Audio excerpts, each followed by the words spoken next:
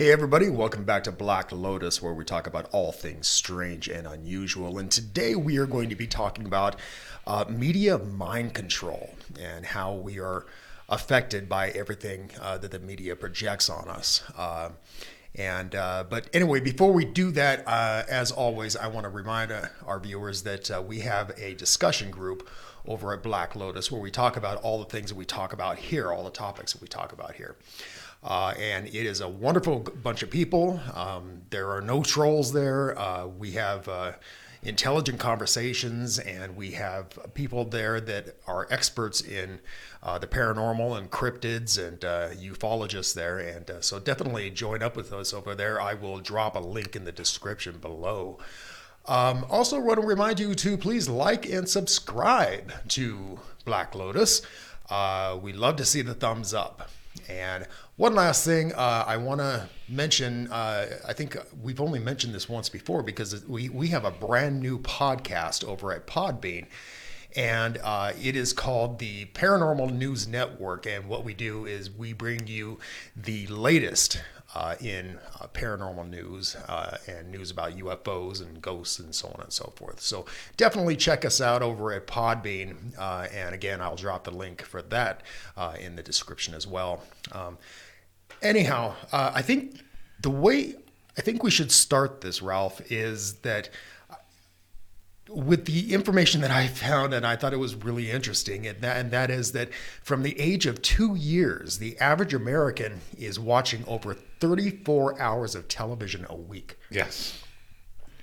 You know, and that doesn't even take into account newspapers and radio, right, and everything. I mean, it's incredible how much we are just spoon-fed information, and especially in today's age, where I mean, you know, you have things like social media, Facebook, Twitter, and just the internet in general, you know, and all these things, everything from the internet to movies to news to radio. Basically, all you see, read, or hear is controlled by 6 giant media corporations that control like 90% of everything that we see. Yeah. And that just blows my mind, you know, and, you know, these giant corporations are worth billions of dollars. And I guess the same is true in the UK. There are 5 billionaires in the UK that control all the media there, with Rupert Murdoch's Sky leading the way. Right. You know, and but yeah, I mean, it blows my mind how much we are basically controlled. What we think, what we do, the way we act. Right. What people don't realize, too, is once we start watching TV, a few minutes into it, we go into a state known as alpha brainwave state. Mm-hmm. And that just makes everything very easy to absorb. Yeah. We get relaxed, we get very comfortable, and our mind just opens up, and all this stuff that they're bombarding us with starts to stick. Yeah. Yeah. You know, and basically we become drones. Right. You know. Anyway, so if you don't really believe that this is happening, think about the money that could be made on this alone, just the money alone on advertising and so on and so forth.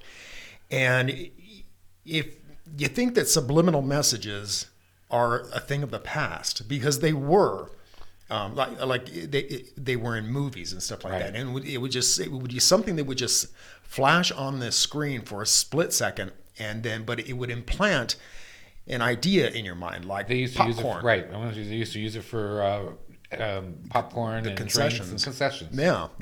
And that was eventually outlawed. But now, apparently there is a U.S. patent, and it's U.S. patent number 6506148B2. And what this is it's being put into your smart screens, like your smart TV, and your smartphones, and also in your computers. You know, I mean, it's as a program. So in other words, like for instance, Windows, when they update, they may have put this program into your computer. so that, but yeah, but it's been widely thought that the CIA was using smart TVs to spy on people, as well as your computers. And, on the small scale, this could be used to control dissidents or terrorists and that kind of thing. And that's how they'll sell you on this, in that Right. it's a good thing because we're tracking down terrorists. Well, be that as it may, it also makes you into a zombie to blindly accept whatever the government wants to tell you, Right. and you will just go along with it, And everything is starting to be so personalized to you, like Google searches. If you put in a Google search, the average person will click half of the time on the first two results. Right. Okay, and then 90% of that only go to the 10th one on there. So basically, Google, even though there's thousands of things that'll come up underneath whatever you're searching, will put the ones that it wants you to watch up front first. Yep. Or And that look also at. has to, we've talked about this before. It has a lot to do with what they call the internet bubble. Right. So that let's say that you're a liberal, and you tend to focus on news items that are liberal biased. If you go to Google and key in Trump, for instance, it'll tell you all kinds of negative stuff about Trump. However, if let's say you're a conservative and you're a Trump supporter and you click on those articles, then you're likely to go to a Google search and you will see nothing but positive stuff about Right. Trump, and the GOP and that kind of thing. But that's one of the ways that media controls us. Yeah. Because, excuse me, they track what you do online all the time. They track what you watch on television. And so that transcends into everything that you do. And so that further divides our country, Well, anytime you're doing research, they always say to use different search engines. You don't just use one because you'll get different results. And there are actually search engines out there now, like DuckDuckGo, that doesn't track you at all. Oh, is that right? It doesn't keep a memory of anything that you've searched, so you're always getting a fresh search. But see, with this U.S. patent, It's going to be right into your computer. It's right into your computer anyway, so it really doesn't matter what DuckDuckGo does. That's noble of them to not track what you're doing. However, it's not going to really do much good. Right. So, but yeah, I think this is really kind of a scary thought that we are being tracked all the time, and we are being force-fed information that they want us to know, and not information that they don't want us to know. So, if you're looking up something that's very controversial online, for instance, you may not find it. So Found when I was looking into this, I found it interesting. There was a guy named Edward Bernays. He was actually called the father of public relations. He was Sigmund Freud's nephew. And what he did is he took his uncle's insights and subconscious development and used this to look into all the stuff about how we consume as an American. So his business partner, Paul Musar, says that we must shift the American from a needs to a desire culture. People must be trained to desire, to want new things, even before the old have been entirely consumed. We must shape a new mentality. Men's desires must overshadow his needs. I think they did a pretty good job of that. This was back in 1928. Now with everything like we're talking about where Google watches what you search and everything, your wildest dreams come up before you even know what your wildest dreams are half the time. Right. And another thing, you're talking about, the psychological aspect behind this. What they're doing is causing sadness. And because they force you to always compare yourself to other people. Keep up with the Joneses. Right. And social media is notorious for this. Right. You see these your friends posting pictures of this fabulous vacation that they're on, and here you are at home eating top ramen. I mean, and so it makes you feel bad about yourself, Right. which leads to depression, which leads to God knows how many other things, addiction and all kinds of stuff. Right. And so again, this is a form of mind control, Well, yeah, they want you to be sad so you consume more of stuff that makes you feel good, because when you buy something, it releases endorphins into you and makes you happy. Right. I mean, it's kind of like the old theory about comfort food. Right. People like to eat comfort Exactly. food when it's dreary outside because they feel bad and they just, oh, well, I'm going to eat something that I know isn't good for me, but, I need to feel better, so yeah. Another thing that I want to mention real quick, which we've actually done a whole show on this, is the Men That Stare at Goats. If you haven't seen that one, do look it up. It's very fascinating about how they were actually using people's minds to try to influence other people with just their minds. Right.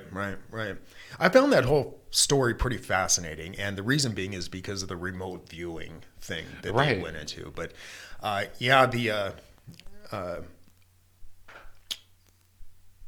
what were the MKULTRA? Is that what they were called? Yeah. I think and it has been proven that they exist. That they were kind of subsidiary of the CIA. Right.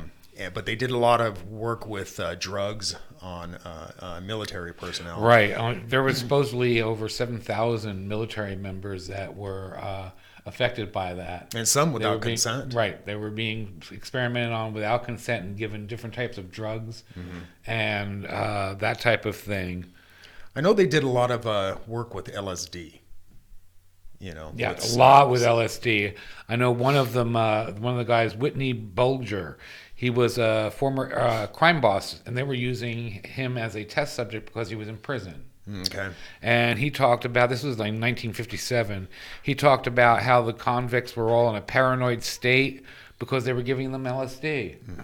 He said we had a total loss of appetite. He was hallucinating. The room would change shape.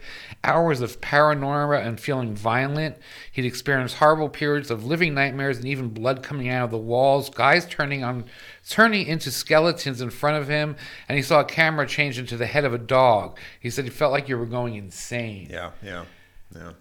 I don't know how we could possibly how they possibly got away with treating these prisoners that way, or the vets in the military. Well, I think, there's a lot of government programs that blow my mind that they're able to get away with that crap, but yeah. But, getting back to the subliminal messaging, I just noticed something in our background right here where it says, stay asleep. And that's really what they want you to do. Oh, yeah. Because they don't want dissonance, I mean, obviously, I mean, there was a time when the U.S. government was by the people and for the people, and that's no longer the case. It's by the government and for the government, right. And we are considered nothing but mindless cattle, to do their bidding. But that's what they want us to do, and they want us to stay asleep and just consume and obey. Consume, obey, and comply, right? And yeah, I mean, and there will come a time. I still believe this. There will come a time when Americans will finally rise up again. I believe that's going to be true. I believe there will probably be a revolution of some sort. And I have a feeling it's going to be very violent, very bloody, But what we need to do first is to start a revolution like that is we need to have a revolution of our minds. We need to take control of our minds again. And one of the ways we can do this is kind of stay away from social media, Kill your television, Social media, Facebook and stuff like that, they are bombarding you with mind-controlling consumer stuff constantly. Yeah. I was reading one of the articles I was reading about for the show was talking about how Facebook put out the information about make sure you go out and vote. And because of that reached something like 6 million people or something like that. And 300 and something extra people went and voted because of just seeing that on Facebook. Oh, I don't doubt that. So imagine if they can do that, what they're actually doing besides that. Sure. But Yeah. Anyway, like I said, it's really kind of a scary thought that this is happening in our lifetime. I mean, we are certainly experiencing Big Brother to its fullest. Oh, definitely. So, Definitely. yeah. So, what do you say we get out of here? Sounds good. So, folks, thanks a lot for watching, and again, we have that brand new podcast over at PodBean. You really should check it out if you're into paranormal news. But anyway, until next time, keep thinking and question everything.